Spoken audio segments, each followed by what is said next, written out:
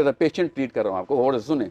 अफाका होगा आपके मस्जिद में आने वालों को भी अफाका हो जाएगा, गौर से सुन लें और सुन लेना। मेरी मस्जिद में आने वालों को इफाका है, आप अपने जो आप ये बताएं रॉन्ग पॉइंट है ना उसको आप दुरुस्त कर लें, बस बात। और पहला मुकदमा पूरा ही नहीं होता, बीच में छलांग मार देते हैं। साहिल साहब को मुकम्मल कर लेने दें, फिर आपकी तरफ दोबारा। जी जी, आप अगर आप बीच में बोले तो मैं यहाँ से उठ के चला जाता हूँ। मजलिस के आदाब यही होते हैं। अब एक बंदा बार बार हमला करते ना तो तीसरी दफा साजिश में आता हो, पहली दफा आपकी गलती। आप नहीं सिखाया मुझे कि इस तरह मतलब जब किसी बात के ऊपर बात डालना, वरना मैं तो खामोशी से सुन रहा था, आप सीधी बात करते थे, मैं खामोश। मैंने आपसे कोई बात की है जो आप बीच में बैठ के बोले? वक्त को तकसीम टर्न बाय टर्न कर लेते हैं। आपके पास भी पूरा टाइम है। जी साहिल साहब, जी साहिल साहब, ये रुकिए, आपको कहीं से लगता है कि यहाँ पे मेरी और आपकी बहस है? अब उधर बात करेंगे, मेरी आपकी बहस नहीं, लेकिन जहाँ पे गलती होगी तो फिर मेरा हक बनता है, मैं उस कोई हक नहीं बनता आपका कि मेरी गलतियां दुरुस्त सर यहाँ पे बैठे हुए मेरा हक बनता है, मेरे सामने अगर कोई गलत बात होगी तो मैं as a debater as a मुबल्लिग।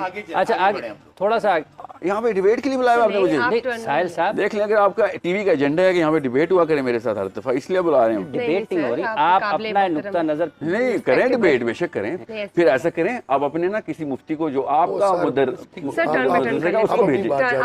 उसको भेजें कि जो मेरे लेवल पे डिबेट कर। साहिल साहब आपको तो आधी बातें पता भी नहीं। साहिल साहब लेवल में देख क्यों जनाब? साहिल साहब इधर आप मेरी तरफ देखें जरा। आपने मेरा लेवल नहीं देखा, देख लिया आपको ना मैं प्रोग्राम के बाद दिखाता हूँ अपना लेवल, ठीक है? जी जारी रखें, कंटिन्यू करें। प्रोग्राम के बाद भी दिखा लीजिए, मैं दिखाता हूँ आपका अपना लेवल। मुझे ये बात बताएं, आपने मुझे इस प्रोग्राम में किसी मकसद से बुलाया हुआ होगा?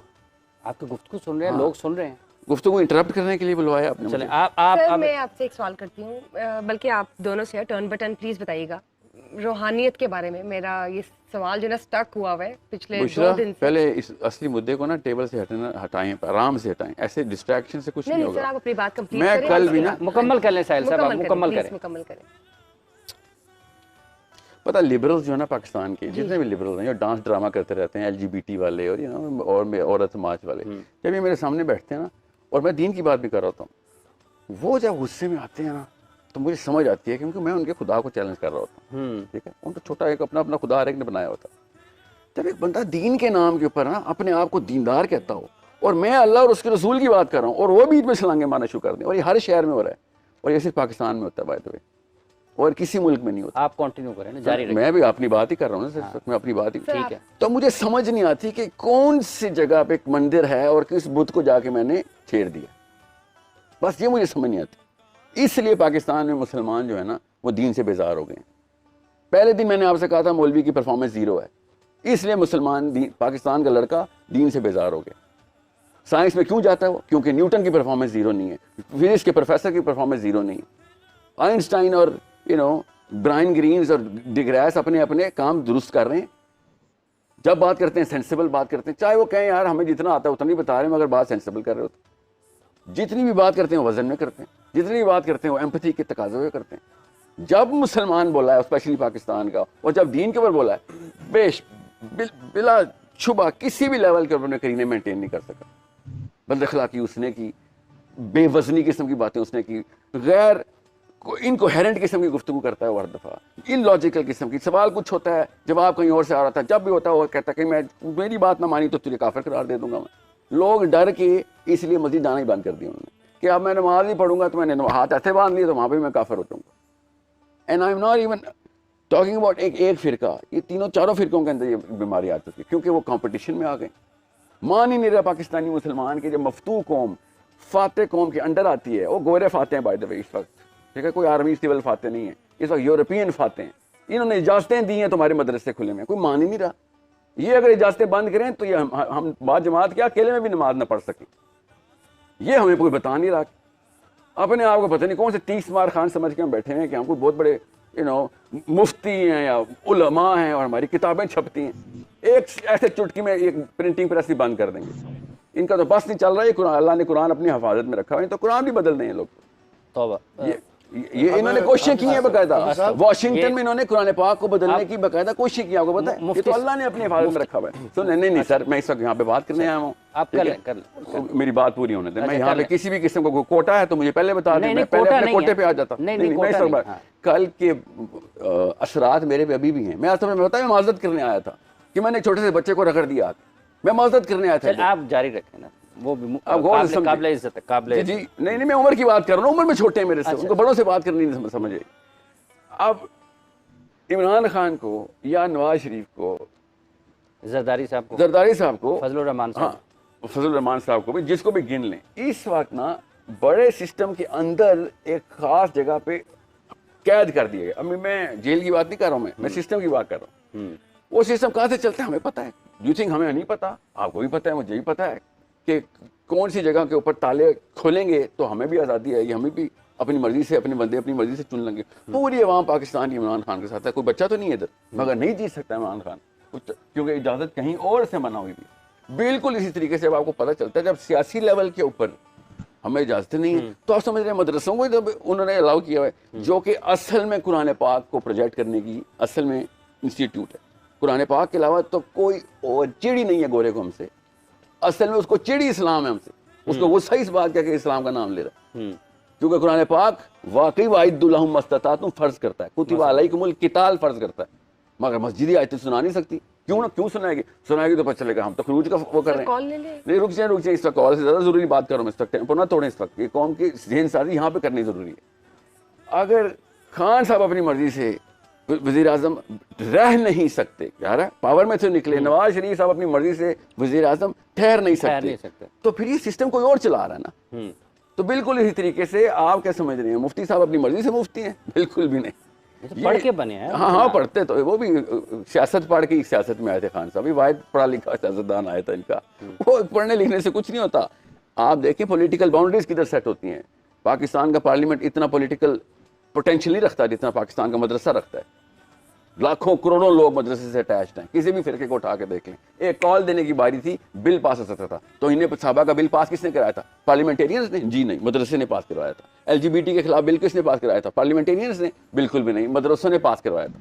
जब पावर इस्तेमाल करनी होती है ना, पीछे से जो भी इजाज़त मिलती है पावर इस्तेमाल हो जाती है। मगर जब मैंने कहा फ़लस्तीन के लिए बिल पास कराओ, आर्मी भेजो उधर, मदरसों ने कहा नहीं ये तो खरूज में आ जाएगी बात। पता किसे खरूज कहते हैं? हुकूमत के खिलाफ जानने को।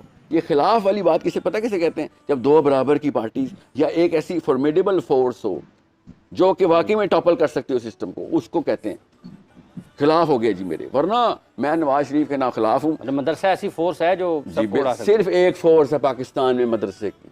मसला ये है उसके ऊपर फतवा लगा हुआ है कि नहीं हम हुकूमत को टॉपल नहीं कर सकते, हालांकि हुकूमत में आना मदरसे का काम था। ये है मस्जिद नबी। मस्जिद नबी में मैंने क्या कहा था कि नबी साहब ने सबसे पहले आगे कहा था मिसा के मदीना में कि जो कुछ करना कर लो मगर साइन मोहम्मद सल्लल्लाहु अलैहि वसल्लम के होंगे। ये नया बंदा आया है शहर के अंदर, मेजर पावर्स को चैलेंज कर दिए।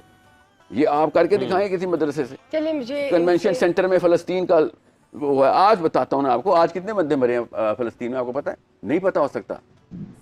कौन इलेक्शन जीता कौन हारा ये हमें पता होता है। पता है ना सर? नहीं आज फ़लस्तीन में कितने को, उनको मदरसे को तो कभी भी नहीं पता हो सकता फ़लस्तीन में कितने बंदे मरे। सुने ना मैं आपको क्यों बता रहा हूँ, जब फ़लस्तीन का असल में मामला हुआ था कन्वेंशन सेंटर सारे उलमा गए थे। जब तो इन्हें सभा बिल था तो पार्लियामेंट हाउस गए थे, जब फ़लस्तीन की बारी आई तो कन्वेंशन सेंटर गए थे।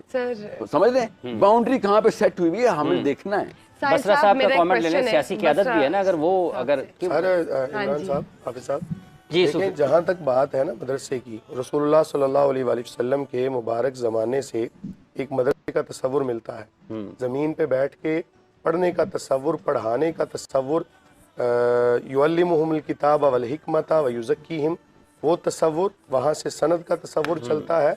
और वहाँ से लेकर आज एक बात जो एक गुजारिश सुन लें, गुजारिश सिर्फ एक कमेंट इनसे लेना चाहता हूं सर। एक मेरी अरे सुन लें, जो इतराज़ात है ना, शायद उनके जहन में कोई होगा कि मदरसा को पता नहीं कोई बाहर की कोई ताकतें चला रही हैं। ये सवाल यही है, यही सवाल है। तो मैं उसको क्लियर करना चाहता हूँ। सवाल यही है। देखिए मैं चूँकि बचपन से लेकर तो अब तक मदरसे का तालिब इल्म रहा हूँ और स्कूल भी पढ़ा हूँ अल्हम्दुलिल्लाह, साइंस भी पढ़ा हूँ और ये सारी तालीम हासिल करने के बाद यहाँ तक पहुँचा हूँ। इसलिए कि इसमें ज़्यादा मेन किरदार मैं समझता हूँ मदरसे का है। इसलिए रसूलुल्लाह सल्लल्लाहु अलैहि वसल्लम के मुबारक दौर से ये सिलसिला चलता आया, सहाबा कराम अलैहिम रिदवान के दौर तक, वहाँ से चलता हुआ ताबीन, तबा ताबीन, उलमाए सालिहीन और यहाँ तक। हम जब तिरमिज़ी शरीफ पढ़ते हैं, मैं एक मिसाल के साथ समझाता हूँ, मज़ीद मसला वाज़ेह हो जाएगा। हम जब तिरमिज़ी शरीफ पढ़ते हैं ना, तो उस्ताद साहब हमें हदीस बयान करते हैं कि ये हदीस हमें बयान की हमारे उस्ताद जिनका नाम फलां है, उनसे हदीस बयान की जिनका नाम फलां है। अच्छा, एक लड़ी है, एक लड़ी है। देखे ना, मैंने पढ़ा अपने उस्ताद साहब के पास दो जानू होके, उन्होंने अपने उस्ताद साहब के पास पढ़ा दो जानू होके। चलते चलते कोई तकरीबन कोई 26 या 27वें नंबर पर नबी करीम सल्लल्लाहु अलैहि वसल्लम का नाम आता है कि जिन्होंने बिल मुशाफा एक दूसरे के सामने बैठकर एक दूसरे को पढ़ाया और आगे पढ़ाने की इजाजत दी। इसको कहते हैं मदरसा।